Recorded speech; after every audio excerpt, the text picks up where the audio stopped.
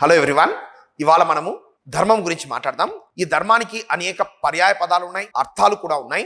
కానీ ధర్మం యొక్క మూలము వచ్చేసి ధిర్ అంటే ఒక తాడు లేకపోతే ఒక దారం. ఈ తాడు గాని దారం గాని ఏదైతే ఉందో అది ఒక సమాజంలోని వేర్వేరు విషయాలను ఒక తాటి పైన నడిపించే ఆలోచనే మన ధర్మం. ఈ ధర్మము అనే కాన్సెప్ట్ ఏదైతే ఉందో ఇది భారతదేశంలో వేదకాలం నుంచి ఉంది and it has high relevance to today's world to. అంటే ఇప్పటికి కూడా ఈ ఆలోచనకు చాలా ప్రాముఖ్యత ఉంది.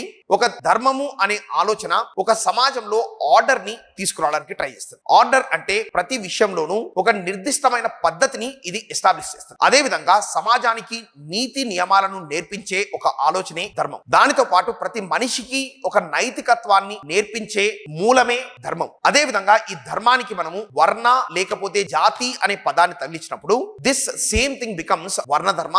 వర్ణధర్మము అంటే సమాజంలో ఒక 4 భాగాలుగా సమాజాన్ని విభజించడం. అదే బ్రాహ్మణ, క్షత్రియ, వైశ్య, శూద్ర అని. అదే విధంగా ఈ ధర్మానికి రాజధర్మము అనే ఇంకొక పర్యాయ పదం కూడా ఉంది.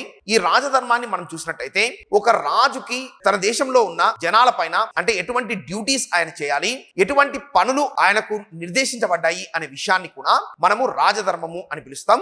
ఇదే విధంగా ధర్మానికి అనేకమైన పర్యాయవచనాలు ఉన్నాయి. వాటి గురించి మనం తెలుసుకోవడం వలన ఒక నైతిక స్వభావం అనేది ప్రతి మనిషిలో కూడా డెవలప్ అవుతుంది.